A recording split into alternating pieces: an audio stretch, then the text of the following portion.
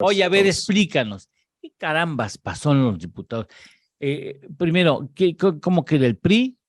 Después, ¿cómo le pega esto a las alianzas? Como bien decía Sergio Sarmiento. O sea, ¿cómo ves? Yo, ¿Cómo lees este asunto? yo creo que hay que verlo en tres ámbitos.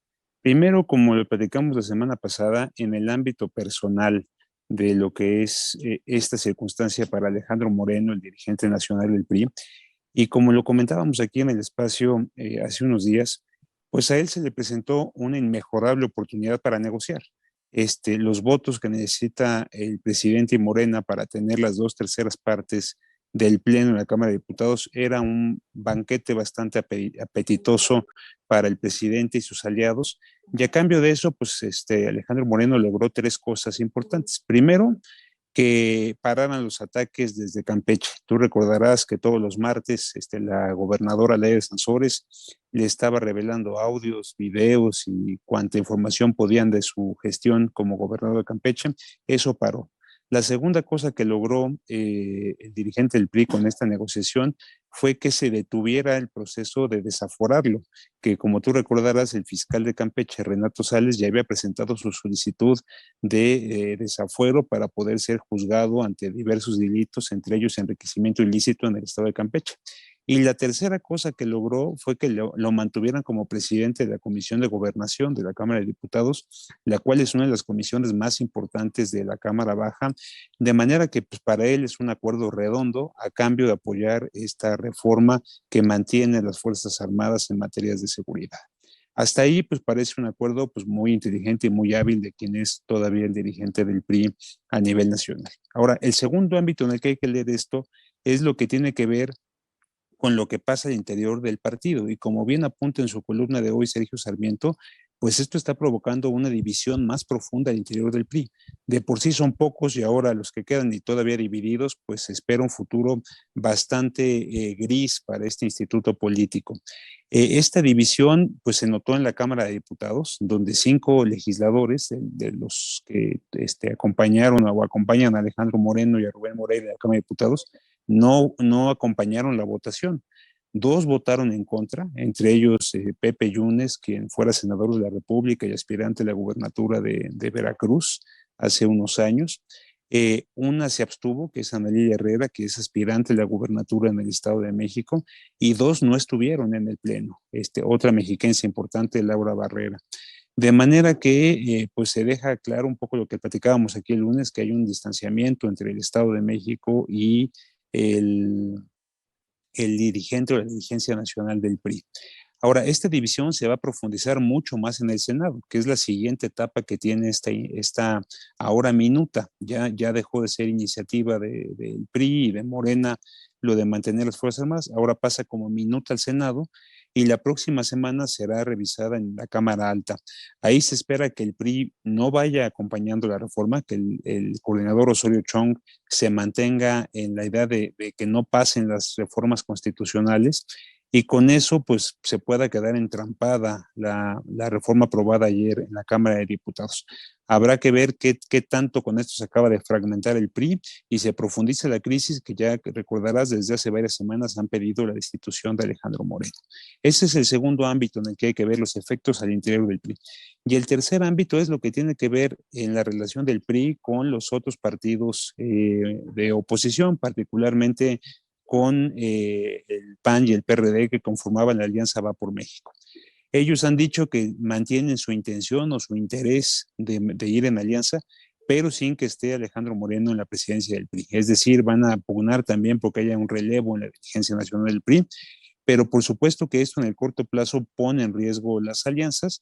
Es por eso que las discusiones tanto a nivel Estado de México y Coahuila, que son las elecciones que tendrán lugar el próximo año, la discusión de las coaliciones la están llevando a nivel local, es decir, a nivel de las dirigencias locales de los partidos y están dejando fuera la dirigencia nacional.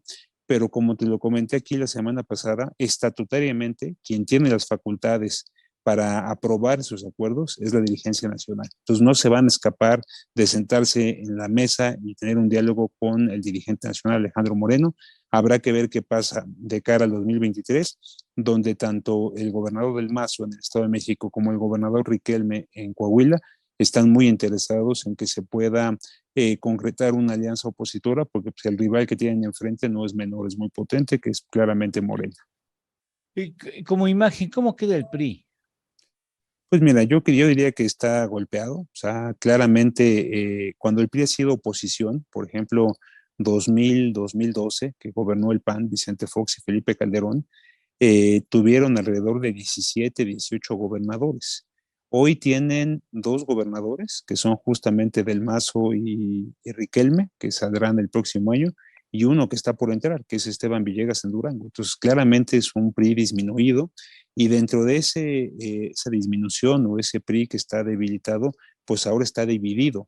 Pero claramente que tiene el control partidario, el que tiene el control de los órganos del partido es Alejandro Moreno, y se ve difícil su destitución, y por eso es que él ha dicho, yo voy a acabar mi mandato, que es hasta el 2023, háganle como quieran. Y es porque tiene el control del partido. Y tan es así que pues ayer distinguidas figuras del prismo votaron con él esta reforma. El caso que se Oye, comentaba también en la sí, hombre, pausa qué de Ildefonso barbaridad. Guajardo, que es un hombre que Sí, goza de gran prestigio, fue secretario de Economía con el sí, presidente sí, Peña sí. Nieto, negoció el TEMEC, pero ayer votó a favor. Y mucho tiene que ver con que pues su reelección depende en buena medida de que esta dirigencia la apruebe. También una posible candidatura hacia el Senado de la República pasaría por una decisión de la dirigencia del partido. En fin, hoy Alejandro Moreno controla no solamente el presente, sino probablemente también el futuro de los priistas, en tanto que él controla los órganos decisorios del partido, y ahí es donde encontrará muchas posibilidades de acuerdo. Híjole, ¿tú crees que la ciudadanía le vamos a hacer pagar la factura al PRI o, o si el PRI se escinde y dejan solo a Alito, pudiera esto salvar la alianza opositora? Son dos preguntas muy interesantes. Empiezo por la segunda. Yo veo muy difícil que puedan, digamos, retirar o destituir a Alejandro Moreno de la presidencia del PRI. Insisto, porque él reformó los estatutos hace un par de años. Cuando todo el mundo dejó el partido abandonado, él tomó el control, reformó los estatutos, se hizo del control del partido, y se ve muy difícil realmente que lo puedan instituir. Por más que tengan argumentos y elementos para solicitar su cabeza, se ve difícil porque no tienen el control de los órganos partidarios. Por el otro lado, pues ayer fue, no sé si tuviste tiempo de ver un poco los debates o los videos que estuvieron compartiéndose en redes. La realidad es que fue muy difícil ver a importantes figuras de Morena defendiendo al PRI, defendiendo la iniciativa del PRI, cuando antes eran pues rivales, ¿no? Antes eran, digamos, adversarios. En política todo se puede, pero de repente ver a un Gerardo Noroña, Fernando Noroña, Ay, bueno, def sí es un... defendiendo la iniciativa del PRI y diciendo Ay, que lo no, estaban no, haciendo por amor al país, pues es como un no, cortocircuito para quienes no. analizamos y estudiamos estos temas, ¿no? O sea, nunca hubiéramos esperado una defensa de ese tipo prácticamente bajo ningún contexto. En política todas las alternativas siempre hay que son viables y hay que considerarlas, pero claramente esto fue ayer pues un exceso a todas luces.